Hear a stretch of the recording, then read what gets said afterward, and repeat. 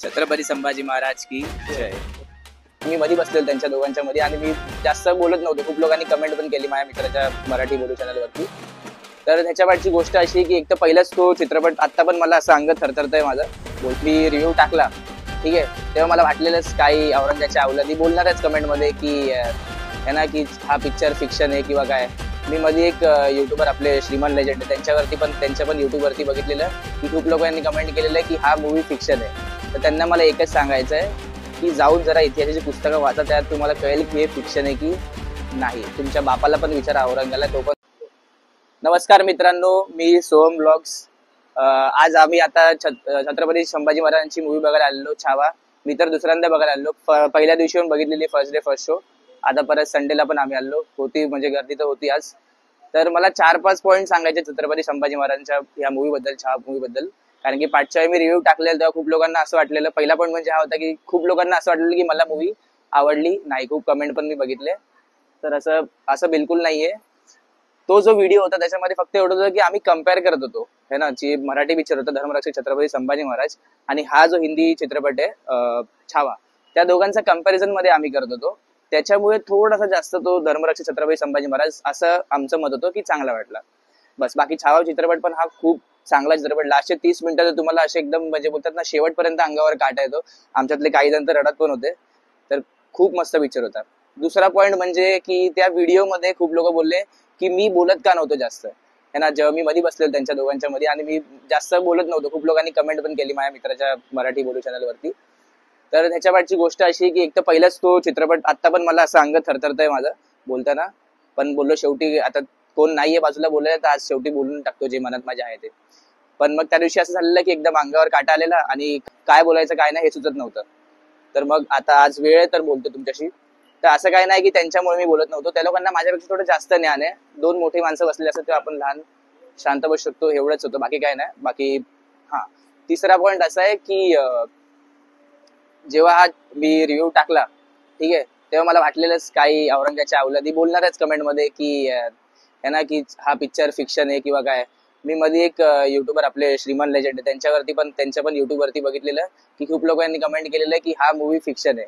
तर त्यांना मला एकच सांगायचं आहे की जाऊन जरा इतिहासाची पुस्तकं वाचा, त्यात तुम्हाला कळेल की हे फिक्शन आहे की नाही. तुमच्या बापाला पण विचारा औरंगाला, तो पण तुम्हाला सांगेल है ना. त्याच्या पुस्तकात त्यांनी म्हटलंय की छत्रपती शिवाजी महाराज हे मला शेवटपर्यंत छळत होते. का छळत होते?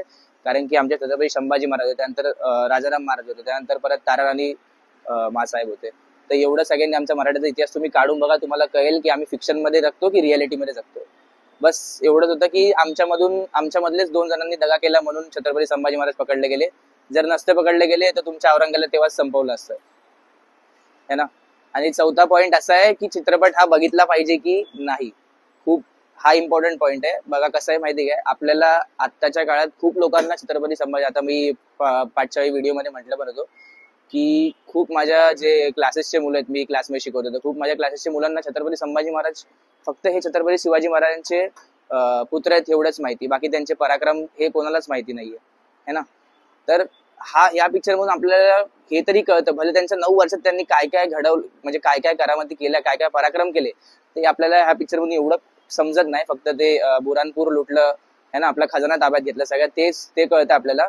पण ह्याच्यापेक्षा जास्त की त्यांना 9 वर्षात त्यांनी 120 लढाया जिंकलेल्या, एकही न हरता. परत त्यांना 13 ते 16 भाषांचं असं काहीतरी ज्ञान होतं. म्हणजे विचार करा आपला राजा किती मोठा होता है ना. असं आपण बोलतो पण की छत्रपती शिवाजी महाराजांचं जगायला शिकवलं, तर छत्रपती संभाजी महाराजांनी आपल्याला मरायला शिकवलं. तर हा चित्रपट नक्की बघा मित्रांनो. तुम्हाला याच्यातून कळेल की आपल्या महाराजांनी काय बलिदान केले आपल्या भाषेसाठी, आपल्या धर्मासाठी.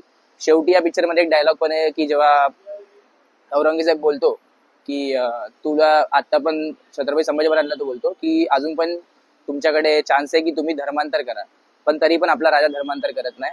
तर बस माझं एवढंच म्हणणं आहे की आपण आपल्याला माहितीच आहे की किती लोक धर्मांतर करतात आपल्या या देशात. तर प्लीज आपल्याला हिंदू धर्म भेटलाय, हे आपलं सौभाग्य आहे.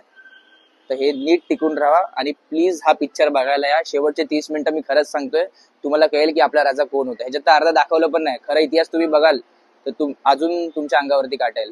जय हिंद, जय महाराष्ट्र. आता माझं तसंच एक माझा मित्र आहे यश, तो तुम्हाला थोडं बहुत सांगेल, त्याला पण खूप काय बोलायचं आहे आज. बोल. तर प्रथम मला असं बोलावं वाटतं की हा मूवी नसून हा आपला इतिहास आहे आणि ह्याला इतिहासाच्या नजरेने आपण बघितलं पाहिजे. मला असं वाटतं की फक्त एंटरटेनमेंट हा पर्पज नसून आपलं खरंच मराठी मावळ्यांनी आपल्या महाराजांनी किती त्याग केलाय, किती बलिदान केलंय, किती गोष्टींनी लढले आहेत, झगडले आहेत सगळे, ह्या गोष्टीचं परिमाण पाहण्यासाठी पण आपल्या आणि धर्मासाठी. आपल्या धर्मासाठी, आपल्या आया बहिणींसाठी, आपल्या स्वराज्यासाठी किती झगडले आहेत ह्याचं परिमाण बघणं फारच गरजेचं आहे आजच्या टायमाला. मला वाटतं अशा मूवीज बघणं गरजेचं ह्यासाठी आहे की आपलं जे वफादारी आहे किंवा मराठा साम्राज्यात आपली संस्कृती कशी, आपल्यावरचे संस्कार कसे झाले आहेत हे महाराजांकडून कळणं, यासाठी आपल्याला हा मूवी बघितला पाहिजे मला असं वाटतं. आता ह्याचं तुम्हाला उदाहरण सांगतो संस्काराच्या बद्दलचं, की मूवीमध्ये एक असं सीन आहे की जेव्हा लढाई चालू असते, सुरुवातीचाच सीन आहे तो, त्यामध्ये एक मुघलांचं एक छोटं बाळ असतं, ते मध्येच लढाईमध्ये असतं. तर संभाजी महाराज स्वतः त्याला घेऊन बाजूला करतात, त्याच्या आईपाशी नेतात. आता हे खरंच झालं नसेल कदाचित अस्तित्वामध्ये, तरी सुद्धा हे दाखवण्याचा अर्थ काय की आपले हे संस्कार आपल्याला सांगतात की कसं वागवावं इतर शत्रू असले तरी सुद्धा. कधी आपल्या महाराजांनी आई बहिणीवरती हात नव्हता कधीच टाकला, लहान नाही मुलांवरती हात दाखवलं, नव्हता कधीच टाकला. नाही दाखवलं. शत्रू हा शेवटी पुरुषच होता आपला, जे काय मुघलांचे असतील ते. कधी आई बहिणीवरती आणि लहान मुलावरती हात नव्हता टाकला, हे खरं आहे. आणि खरंच सोहम सांगतो तसं की भरपूर अजूनही आम्ही शिवर होतो, आमची बॉडी शिवर होते, पोटात गोळा आलेला आहे, सगळे रडले होते. आणि खरंच तो हा चित्रपट नाहीये, मी तुम्हाला परत एकदा सांगतो, हा इतिहास आहे आपला आणि हा बघण्याचं भरपूर भरपूर गरजेचं आहे. मी आवर्जून सांगतो की सगळ्यांनी हा चित्रपट बघा आणि याला प्रेम द्या.